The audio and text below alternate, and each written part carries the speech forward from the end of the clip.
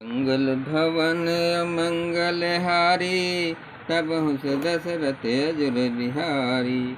नावाह परावण तीसरा विश्राम।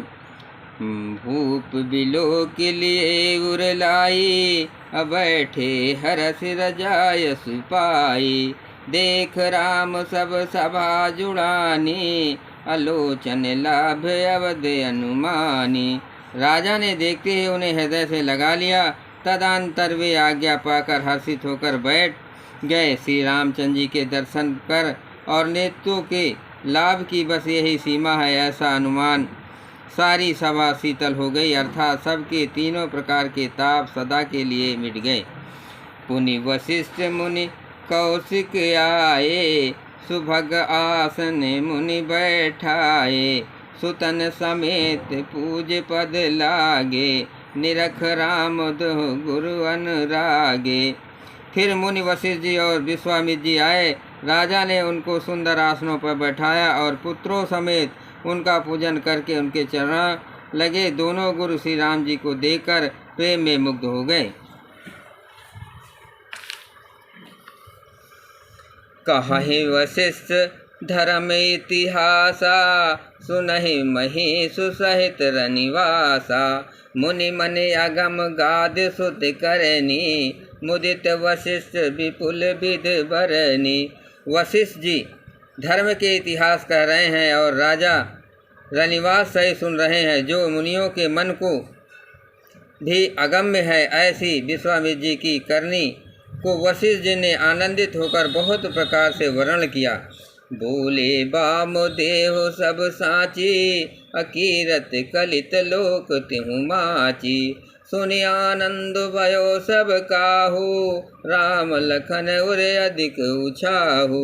वामदेव जी बोले, ये सब बातें सत्य हैं। विश्वामित्र जी की सुंदर कीर्ति तीनों लोकों में छाई हुई है।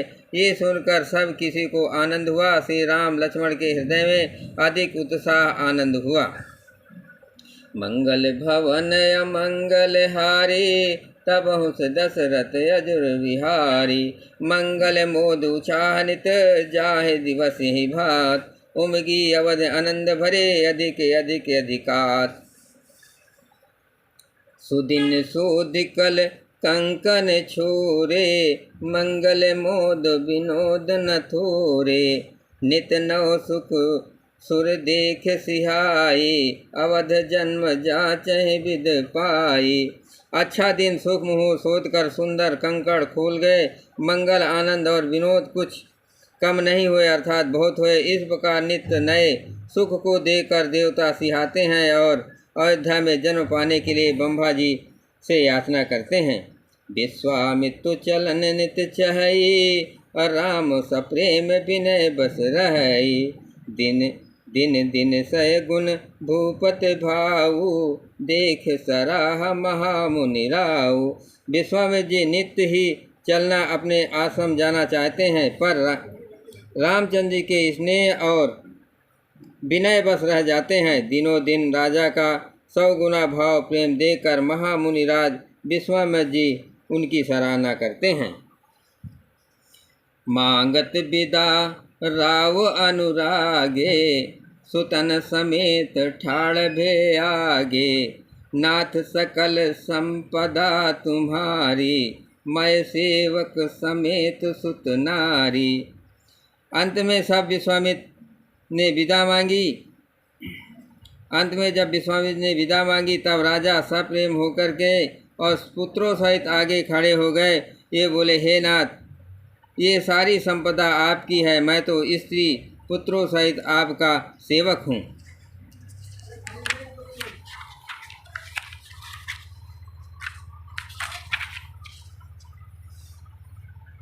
करब सदा लरिकन पर छाओ छोहू, अदर्शन देत रहब मुनि मोहू। अस कहि राव सहित सुत रानी, अपरहु चरण मुख आवन बानी। ऊपर ऊपर।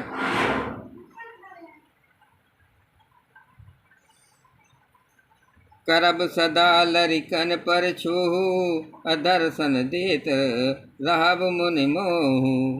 अस कहि राव सहित सुत रानी, परहु चरण मुख आओ न बानी।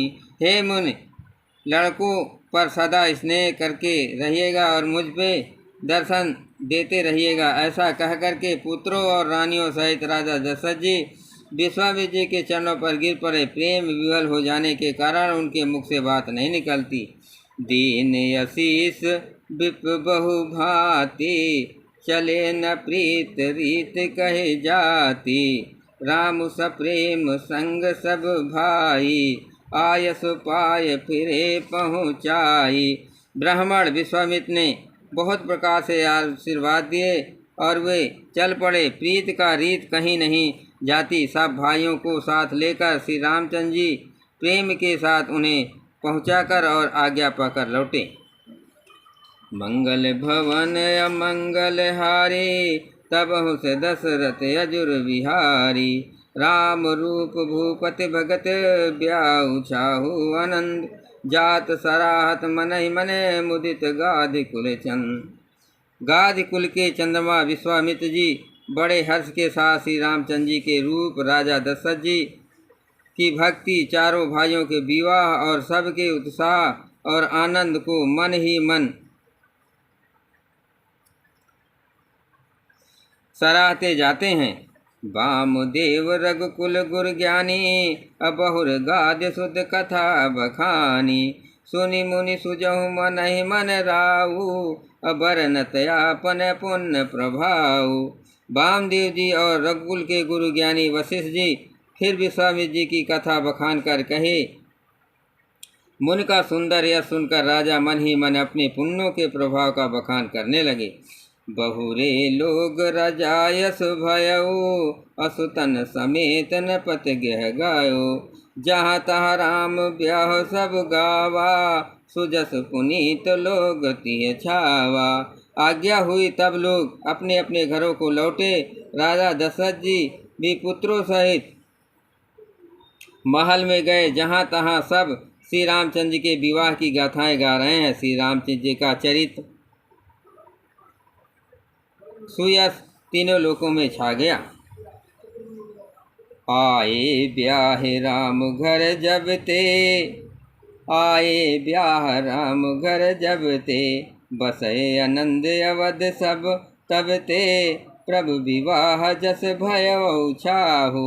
सकहि न बरन गिरा निनाहु। जब से श्री रामचंद्र जी विवाह करके घर आए हैं, तब से सब प्रकार से आनंद अयोध्या में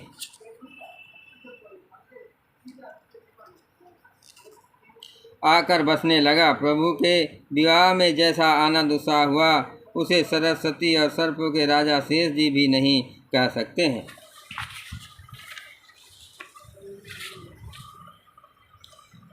कवि कुल जीवन पावन जानी, राम सिय जस मंगल खानी।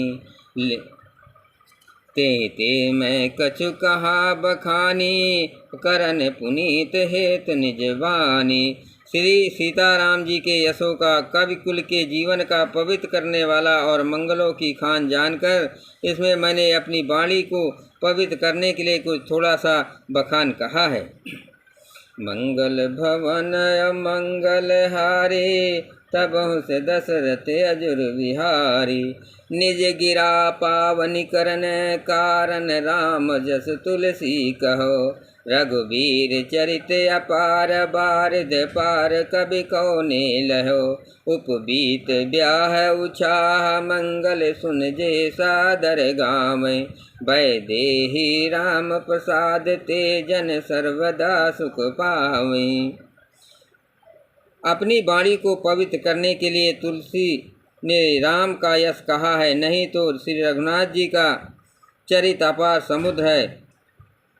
किस कवि ने उसका पार पाया है। जो लोग पावित्री और विवाह के मंगलमय उत्साह का वर्णन करके आदर के साथ सुनकर गावेंगे, वे लोग श्री राम जी का और श्री राम जी को कृपा से सदा सुख पाएंगे।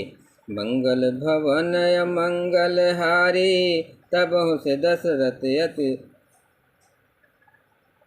मंगल भवन अमंगल हारी, तबहु से दशरथ अजुर बिहारी। श्री रघुवीर विवाहु जे, सप्रेम गावै सुने।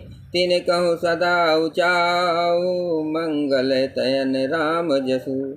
श्री सीता जी और श्री रघुनाथ जी के विवाह प्रसंग को जो लोग प्रेम पूर्वक गाए सुनेंगे, उनके लिए सदा उत्साह आनंद ही उत्साह है, क्योंकि श्री राम जी का यश मंगल का धाम है।